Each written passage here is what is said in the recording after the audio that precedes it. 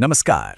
आज हम एक बहुत ही ज़रूरी टॉपिक पर बात करने वाले हैं और वो है भारत का नया digital personal data protection act. आखिर ये है क्या और ये आपकी डिजिटल जिंदगी को कैसे बदलने वाला है?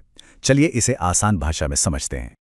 जरा सोचिए, हम हर दिन कितने सारे ऐप्स इस्तेमाल करते हैं, ऑनलाइन शॉपिंग करते हैं और अपनी जानकारी यहाँ वहाँ शेयर करते हैं। पर क्या हम कभी रुक कर ये सोचते हैं कि हमारा ये पर्सनल डेटा आखिर कितना सुरक्षित है? ये सवाल आज के दौर में पहले से कहीं ज्यादा जरूरी हो गया है। और इसी सवाल का जवाब देने के लिए भारत लेकर आया है अपना नया digital personal data protection act 2023। आप कह सकते हैं कि ये डेटा सुरक्षा की दुनिया में भारत का एक बहुत बड़ा कदम है, जो हमें दुनिया के उन देशों की लाइन में खड़ा कर देता है जिनके पास डेटा प्रोटेक्शन के लिए मजबूत कानून है। इस कानून का मकसद बहुत ही साफ और सीधा है, एक ऐसा ढांचा बनाना जो नागरिकों को सेंटर में रखे और ये पक्का करे कि उनके पर्सनल डेटा का इस्तेमाल जिम्मेदारी से हो। मतलब आसान भाषा में कहें तो पावर अब वापस हम नागरिकों के हाथ में आ रही है, ताकि हम अपने डेटा के असली मालिक बन सकें। अब इस कानून को समझने के लिए दो किरदारों को जानना बहुत जरूरी है। पहला है डेटा प्रिंसिपल। ये कोई और नहीं बल्कि वो इंसान है जिसका पर्सनल डेटा है, यानी कि आप और हम, देश का हर नागरिक। और दूसरा बहुत ही अहम किरदार है डेटा फिड्यूशरी। ये वो कंपनी या संगठन है जो ये तय करता है कि आपके पर्सनल डेटा का इस्तेमाल क्यों करना है और कैसे करना है। इसमें आपके सोशल मीडिया प्लेटफॉर्म से लेकर आपके बैंक तक सबके सब शामिल हैं। पता है, ये पूरा का पूरा कानून 7 बहुत ही सरल सिद्धांतों पर टिका है, जैसे कि आपकी सहमति के बिना आपका डेटा नहीं लिया जाएगा, जिस काम के लिए लिया गया है सिर्फ उसी के लिए इस्तेमाल होगा और जरूरत से ज्यादा डेटा इकट्ठा नहीं किया जाएगा। कानून का अप्रोच भी सरल है, यानी सिंपल, एक्सेसिबल, रैशनल और एक्शनेबल, ताकि इसे हर कोई आसानी से समझ सके और लागू कर सके। तो सवाल ये उठता है कि इस नए कानून का इन कंपनियों यानी डेटा फिड्यूशरीज के लिए आखिर मतलब क्या है। चलिए देखते हैं कि अब उनकी नई जिम्मेदारियां क्या-क्या हैं। देखिए, अब कंपनियों के लिए कुछ नियम एकदम पक्के कर दिए गए हैं। पहला, उन्हें आपका डेटा इस्तेमाल करने से पहले बिल्कुल साफ और सीधी भाषा में आपकी सहमति लेनी होगी। दूसरा, अगर कभी कोई डेटा लीक या ब्रीच होता है तो उन्हें बिना देर के आपको और डेटा प्रोटेक्शन बोर्ड को इसकी खबर देनी होगी। और हाँ, हर चीज में पूरी पारदर्शिता रखनी होगी। और बात यहीं खत्म नहीं होती। जो बड़ी कंपनियां हैं जो बहुत ज्यादा सेंसिटिव डेटा हैंडल करती हैं, उन्हें सिग्निफिकेंट डेटा फिड्यूशरीज कहा गया है। उनके लिए तो नियम और भी ज्यादा सख्त हैं। उन्हें समय समय पर इंडिपेंडेंट ऑडिट करवाने होंगे और एक डेटा प्रोटेक्शन ऑफिसर को भी अपॉइंट करना होगा। अब बात करते हैं उस हिस्से की जो हम सबके लिए सबसे ज्यादा मायने रखता है, यानी कि नागरिकों को मिले अधिकार। ये वो अधिकार हैं जो असल में आपको अपनी डिजिटल पहचान पर पूरा कंट्रोल देते हैं। तो अब आपके पास क्या-क्या अधिकार हैं? सबसे पहले, आप किसी भी कंपनी से पूछ सकते हैं कि उनके पास आपका क्या-क्या डेटा है। अगर आपको लगता है कोई जानकारी गलत है तो आप उसे ठीक करवा सकते हैं। और सबसे मजबूत अधिकार है राइट टू इरेजर, यानी आप कंपनियों से अपना डेटा डिलीट करने के लिए भी कह सकते हैं। और तो और, आप अपनी जगह किसी को नॉमिनी भी बना सकते हैं। और हाँ, सबसे जरूरी बात, कंपनियों को आपके डेटा एक्सेस, करेक्शन या उसे मिटाने के अनुरोध पर एक्शन लेना ही होगा, और वो भी ज्यादा से ज्यादा 90 दिनों के अंदर। ये टाइम लिमिट पक्का करती है कि आपके अधिकारों को टाला ना जा सके। अच्छी बात यह है कि ये कानून बच्चों और दिव्यांग व्यक्तियों का भी खास ख्याल रखता है। बच्चों का कोई भी डेटा प्रोसेस करने के लिए उनके माता-पिता की वेरीफाइड सहमति लेना अब जरूरी है। ठीक इसी तरह दिव्यांग व्यक्तियों के डेटा के लिए उनके कानूनी अभिभावक की सहमति अनिवार्य होगी। लेकिन अगर कोई कंपनी इन नियमों को नहीं मानती तो क्या होगा? क्योंकि अधिकार बिना जवाबदेही के तो अधूरे हैं। तो चलिए देखते हैं कि नियम तोड़ने का अंजाम क्या हो सकता है। अगर कोई कंपनी यूजर्स के डेटा को सुरक्षित रखने में नाकाम रहती है या कोई डेटा ब्रीच होता है तो उस पर 250 करोड़ रुपए तक का भारी जुर्माना लग सकता है। और ये सिर्फ एक रकम नहीं है, ये कंपनियों के लिए एक सीधा सीधा मैसेज है कि डेटा सुरक्षा अब कोई ऑप्शन नहीं बल्कि एक जिम्मेदारी है। इसी तरह अगर कोई कंपनी डेटा ब्रीच की जानकारी छुपाती है या बच्चों के डेटा से जुड़े नियमों को तोड़ती है तो उस पर 200 करोड़ रुपए तक का जुर्माना लगाया जा सकता है। इन भारी भरकम जुर्मानों का एक ही मकसद है, कंपनियों को डेटा सुरक्षा को गंभीरता से लेने पर मजबूर करना। अब इन सब पर नजर कौन रखेगा? इसके लिए एक पूरी तरह से डिजिटल डेटा प्रोटेक्शन बोर्ड बनाया जाएगा। इसका सबसे बड़ा फायदा यह है कि आप अपनी शिकायतें आसानी से ऑनलाइन फाइल कर सकेंगे और उन्हें ट्रैक भी कर पाएंगे। मतलब अब शिकायत करने के लिए कहीं चक्कर नहीं काटने पड़ेंगे। अच्छा, एक सवाल और है जो कई लोगों के मन में आ रहा होगा। इस नए प्राइवेसी कानून का हमारे सूचना के अधिकार यानी आरटीआई एक्ट पर क्या असर पड़ेगा? ये एक बहुत ही जरूरी संतुलन है जिसे समझना होगा। देखिए, इसे ऐसे समझिए। एक तरफ है डीपीडीपी एक्ट जो निजता के अधिकार की रक्षा करता है, यानी आपकी पर्सनल जानकारी को बचाता है, और दूसरी तरफ है आरटीआई एक्ट जो सूचना के अधिकार को मजबूत करता है, जिससे सरकारी कामकाज में पारदर्शिता आती है। ये दोनों ही एक मजबूत लोकतंत्र के लिए बेहद जरूरी हैं। तो फिर पलड़ा किसका भारी रहेगा? कानून यहां पर चीजों को साफ करता है। किसी की पर्सनल जानकारी को आरटीआई के तहत तब तक उजागर नहीं किया जा सकता जब तक कि उससे कोई बड़ा जनहित न जुड़ा हो। आरटीआई एक्ट का सेक्शन 8(2) भी यही कहता है कि जनहित को निजता से ऊपर रखा जाएगा। इसका मतलब है कि सरकारी जवाबदेही के लिए आरटीआई की ताकत बनी रहेगी। तो चलिए फटाफट देख लेते हैं कि इस पूरी बातचीत से 3 सबसे बड़ी बातें क्या निकल कर आती हैं। पहली और सबसे जरूरी, अब आप अपने डेटा के कंट्रोल में हैं। दूसरी, कंपनियां अब पहले से कई ज्यादा जवाबदेह हैं। और तीसरी, ये कानून एक भरोसेमंद और सुरक्षित डिजिटल इंडिया की मजबूत नींव रखता है। और अब जाने से पहले आपके लिए आज का सवाल। डीपीडीपी एक्ट के अनुसार अगर कोई व्यक्ति अपना डेटा मिटाने की रिक्वेस्ट करता है तो उसे पूरा करने के लिए एक डेटा फिड्यूशरी के पास ज्यादा से ज्यादा कितना समय होता है? आपके ऑप्शंस हैं ए 30 दिन, बी 60 दिन, सी 90 दिन या डी 120 दिन। अपना जवाब नीचे कमेंट्स में जरूर लिखिएगा। नमस्कार, आज हम एक ऐसे इन्वेस्टमेंट ऑप्शन की बात करने वाले हैं जिसकी आजकल काफी चर्चा हो रही है। जी हां, हम बात कर रहे हैं आरबीआई के फ्लोटिंग रेट बॉन्ड्स की। चलिए इसे एकदम आसान भाषा में समझते हैं। तो पहला सवाल यही है कि भाई आजकल मार्केट में इतनी उथल-पुथल है तो इन्वेस्टर्स अपना पैसा लगा कहां रहे हैं? क्या कोई नया ट्रेंड देखने को मिल रहा है?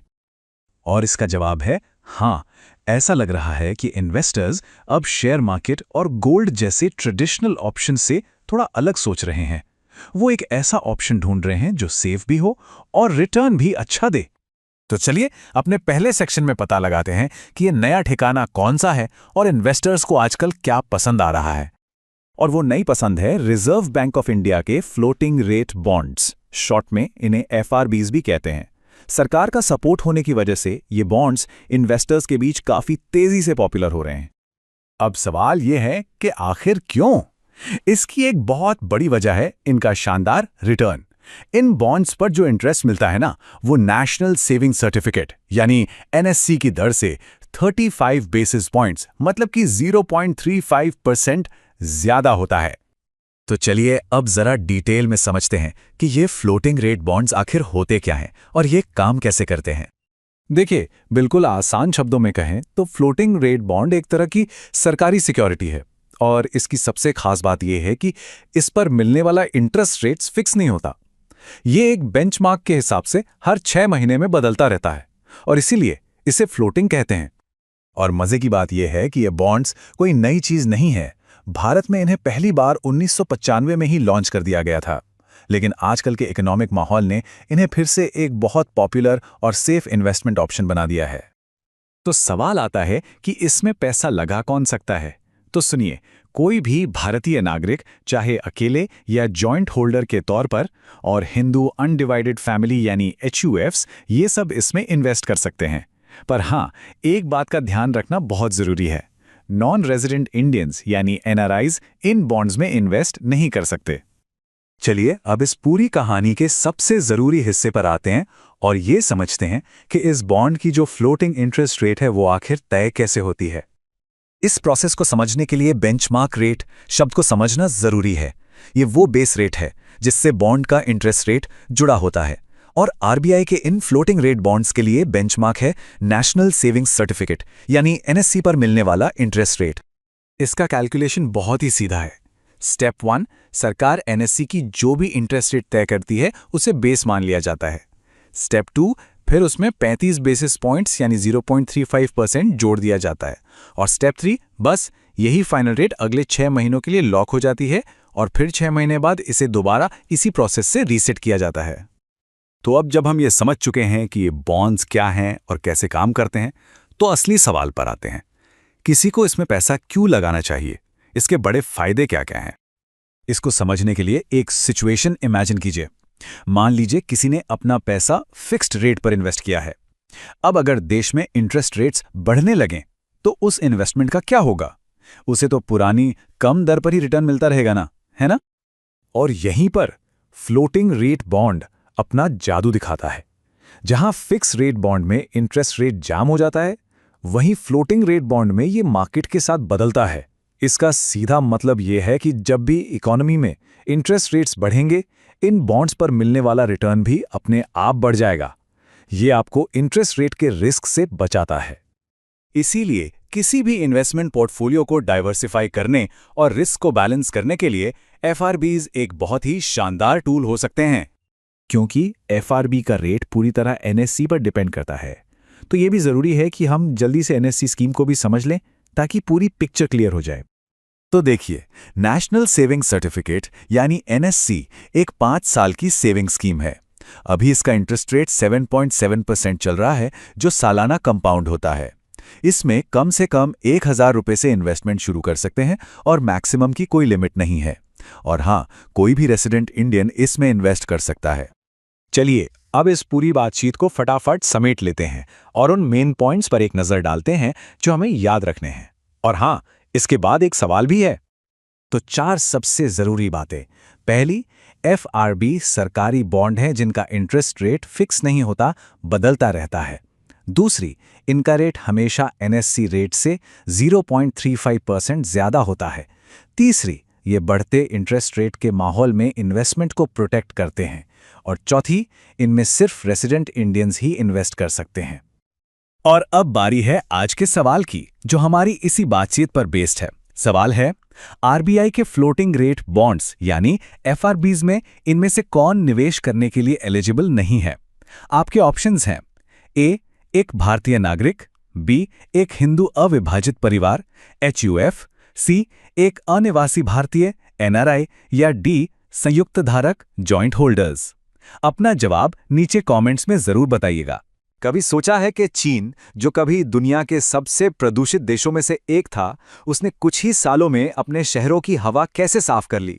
और वहीं भारत आज भी हर साल धुंध से क्यों जूझ रहा है? आज इसी पर बात करेंगे और देखेंगे कि चीन की इस कहानी से भारत के लिए क्या सबक छिपे हैं। ये तो अब हर साल की कहानी हो गई है। जैसे ही सर्दियां आती हैं, उत्तर भारत के शहर, खासकर दिल्ली एनसीआर, धुंध की एक मोटी चादर में ढक जाते हैं। सांस लेना मुश्किल हो जाता है। और ये सिर्फ सर्दियों की बात नहीं है। साल भर कारखानों और गाड़ियों का धुआं हमारी हवा को जहरीला बनाता रहता है। और देखिए, ये सिर्फ हमारा या आपका एहसास नहीं है, रिसर्चर्स भी यही मानते हैं। अरिदीप मुखर्जी कहते हैं कि आज भारत की जो हालत है वो ठीक वैसी ही है जैसी 2000 के दशक के आखिर में चीन की थी। वजह भी लगभग वही है, तेजी से होती ग्रोथ और बढ़ता शहरीकरण। तो सवाल सीधा है, अगर वजह एक जैसी हैं तो क्या समाधान भी एक जैसा हो सकता है? आज की हमारी चर्चा में हम पहले भारत में धुंध की इस चादर को समझेंगे, फिर चीन के संकट और उसके समाधान पर नजर डालेंगे। इसके बाद चीन की सफलता के वो 3 स्तंभ जानेंगे जिनसे हमें बहुत कुछ सीखने को मिल सकता है। और आखिर में बात करेंगे कि भारत के लिए आगे का रास्ता क्या हो सकता है। तो शुरुआत भारत की स्थिति से ही करते हैं। आखिर ये धुंध की चादर जो हर साल हमारी जिंदगी का हिस्सा बन जाती है, इसके पीछे की वजहें क्या हैं? देखिए, भारत में हवा खराब होने के कई गुनेगार हैं।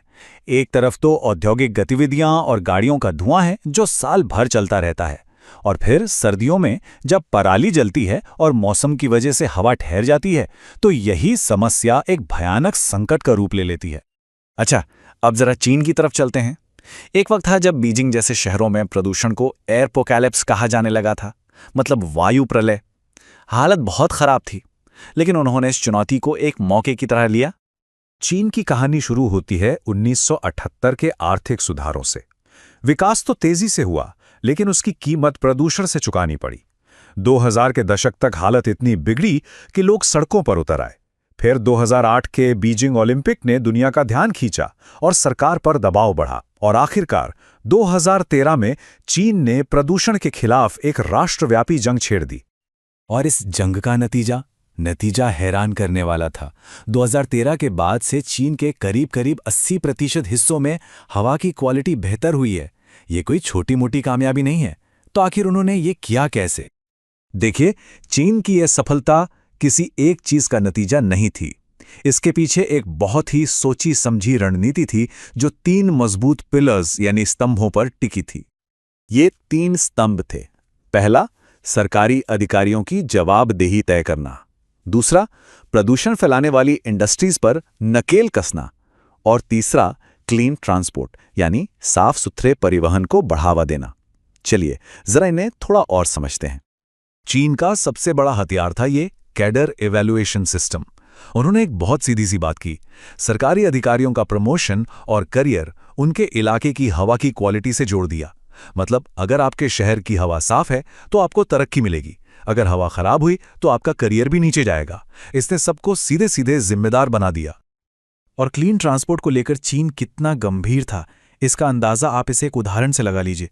साल 2017 में शेंज़ेन शहर ने अपनी 16,000 से भी ज्यादा बसों के पूरे बेड़े को इलेक्ट्रिक कर दिया। सोचिए, पूरी सिटी की बसें इलेक्ट्रिक। ऐसा करने वाला वो दुनिया का पहला शहर बन गया। तो चीन की ये कहानी सुनने में तो बहुत अच्छी लगती है, लेकिन क्या भारत इसे हूबहू कॉपी कर सकता है? यहीं पर इस विश्लेषण का सबसे जरूरी हिस्सा आता है। भारत के लिए इसमें क्या सबक है? सबसे पहला और सबसे बड़ा फर्क है हमारे शासन के तरीके में। चीन में एक यूनिटरी सिस्टम है, जहां केंद्र सरकार जो फैसला लेती है वो पूरे देश में सख्ती से लागू होता है। वहीं भारत एक फेडरल देश है। यहां केंद्र और राज्यों के बीच जिम्मेदारियां बटी हुई हैं, जिससे कई बार मिलकर काम करना एक बड़ी चुनौती बन जाता है। दूसरा बड़ा फर्क है हमारी सोच और अप्रोच में। चीन ने एक लॉन्ग टर्म यानी लंबी और लगातार चलने वाली योजना पर काम किया, जबकि भारत में हमारी ज्यादातर योजनाएं जैसे ग्रैप रिएक्टिव हैं। मतलब जब प्रदूषण खतरनाक लेवल पर पहुंच जाता है तब हम एक्शन में आते हैं। एक तरह से कहें तो हम आग लगने पर कुआं खोदते हैं। और हाँ, इन सब के अलावा भारत की अपनी कुछ अलग चुनौतियां भी हैं। जैसे गांवों में आज भी खाना पकाने के लिए लकड़ी और उपले जलाए जाते हैं। विकास और पर्यावरण के बीच तालमेल बिठाने का एक लगातार दबाव रहता है। और देश के हर कोने तक साफ ऊर्जा की पहुंच अभी भी एक सपना है। तो इन सभी बातों को ध्यान में रखते हुए भारत के लिए आगे का रास्ता क्या हो सकता है? सीखने को तो चीन से बहुत कुछ है, जैसे इंडस्ट्री और गाड़ियों के लिए और सख्त नियम बनाना, क्लीन फ्यूल के इस्तेमाल को बढ़ाना, पब्लिक ट्रांसपोर्ट को बेहतर बनाना और प्रदूषण की निगरानी के लिए एक मजबूत सिस्टम तैयार करना। लेकिन यहां एक बात गांठ बांधने वाली है। हम आइडियाज और स्ट्रैटेजीज उधार ले सकते हैं, पर सोल्यूशन कॉपी पेस्ट नहीं कर सकते।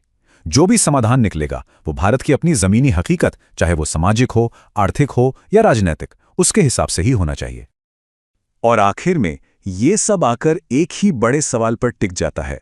हमारे पास टेक्नोलॉजी भी है, नीतियां भी हैं, लेकिन क्या हमारे पास वो राजनीतिक इच्छा शक्ति है जो इन सब चुनौतियों से निपट सके और हमें साफ हवा का हक दिला सके? ये सोचने वाली बात है। अच्छा, जाने से पहले आपके लिए एक सवाल। अभी हमने इसकी चर्चा भी की थी। क्या आप बता सकते हैं कि चीन का वो कौन सा शहर था जिसने दुनिया में सबसे पहले अपनी पूरी बस फ्लीट को इलेक्ट्रिक बनाया? आपके ऑप्शंस हैं ए बीजिंग, बी शंघाई, सी शेंज़ेन या फिर डी ग्वांगझू। सोचिए और अपना जवाब नीचे कमेंट्स में जरूर बताइएगा। देखते हैं कितने लोगों को सही जवाब याद है। नमस्कार। जब दुनिया की 2 बड़ी ताकतें मिलती हैं ना, तो सबकी नजरें वहीं टिक जाती हैं। हाल ही में भारत के विदेश मंत्री की रूस यात्रा ने कुछ ऐसा ही किया है और अब सबकी निगाहें हैं आने वाले भारत-रूस शिखर सम्मेलन पर। आखिर इस बैठक की तैयारी में ऐसा क्या खास है और इससे क्या बड़े संकेत मिल रहे हैं? चलिए समझते हैं। तो आज हम इस पूरी बात को स्टेप बाय स्टेप समझेंगे। सबसे पहले उस अहम मीटिंग की बात करेंगे जिसने इस समिट की नींव रखी। फिर देखेंगे कि बातचीत के टेबल पर क्या था और ये सब किस मुश्किल ग्लोबल दौर में हो रहा है। हम इस खास पार्टनरशिप का मतलब भी जानेंगे और ये भी देखेंगे कि आगे क्या होने वाला है। तो चलिए सबसे पहले बात करते हैं मॉस्को में हुई उस बैठक की, जहां से ये सारी कहानी शुरू हुई। तो बात शुरू होती है विदेश मंत्री एस जयशंकर की मॉस्को विजिट से। यहाँ वो अपने रशियन काउंटरपार्ट सर्गेई लावरोव से मिले। और ये कोई आम मीटिंग नहीं थी, इसके पीछे बड़े गहरे रणनीतिक मतलब छिपे थे। अब ये नंबर देखिए, 6। सिर्फ इसी साल में दोनों विदेश मंत्री 6 बार मिल चुके हैं। सोचिए जरा, इससे साफ पता चलता है कि दुनिया में जो कुछ भी चल रहा है ना, उसके बीच ये दोनों देश एक दूसरे से लगातार टच में रहना कितना जरूरी समझ रहे हैं। और इस विजिट का असली मकसद क्या था, ये खुद विदेश मंत्री के शब्दों से ही साफ हो जाता है। उन्होंने साफ कहा कि ये मुलाकात दरअसल राष्ट्रपति पुतिन के भारत दौरे की तैयारी के लिए थी, जो कि 23वां एनुअल समिट होगा। ठीक है, तो तैयारी तो हो रही है, लेकिन सवाल ये है कि बात आखिर हुई क्या। चलिए अब जानते हैं कि बातचीत के मेन पॉइंट्स क्या थे। यहाँ एक और नंबर सामने आता है, 23वां। ये कोई 1-2 साल पुरानी बात नहीं है, ये तो 2 दशकों से भी ज्यादा पुरानी परंपरा है। हर साल ये समिट होता है जो दिखाता है कि भारत और रूस के रिश्ते कितने मजबूत हैं। और देखिए, इस समिट में सिर्फ बातें ही नहीं होंगी, असल में कुछ ठोस समझौतों को फाइनल टच दिया जा रहा है, जैसे कि डिफेंस में सहयोग, मोबिलिटी यानी लोगों और प्रोफेशनल्स का आना जाना आसान बनाना, और भी कई नए प्रोजेक्ट्स हैं जो इस पार्टनरशिप को और भी गहरा बनाएंगे।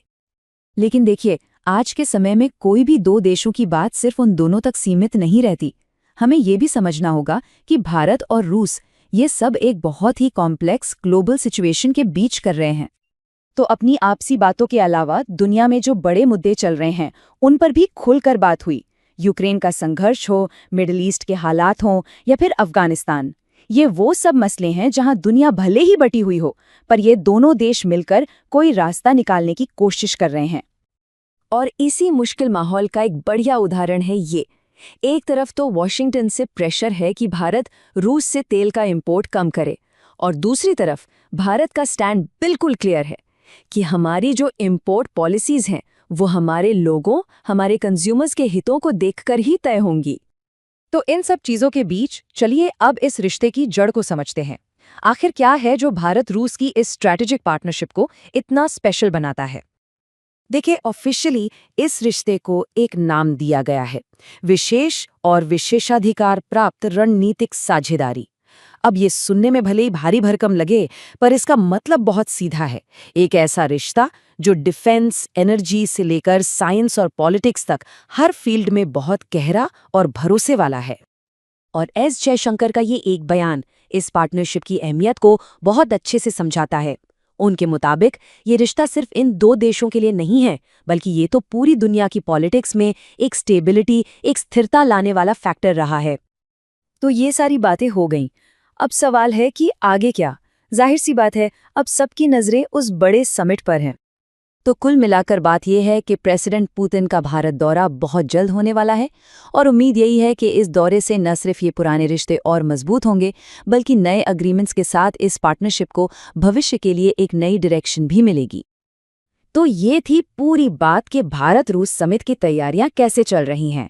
चलिए अब ये देखने का समय है कि आपने कितनी बारीकी से इस पूरी चर्चा को सुना। तो सवाल आपके सामने है, आज हमने जो भी डिस्कस किया उसके हिसाब से विदेश मंत्री एस जयशंकर की मॉस्को विजिट का सबसे मेन मकसद क्या था? आपके ऑप्शंस स्क्रीन पर हैं। अपना जवाब नीचे कमेंट्स में जरूर बताइएगा। नमस्कार। कभी ऐसा हुआ है कि महंगी दवाओं या इलाज के भारी भरकम बिल ने आपकी टेंशन बढ़ा दी हो?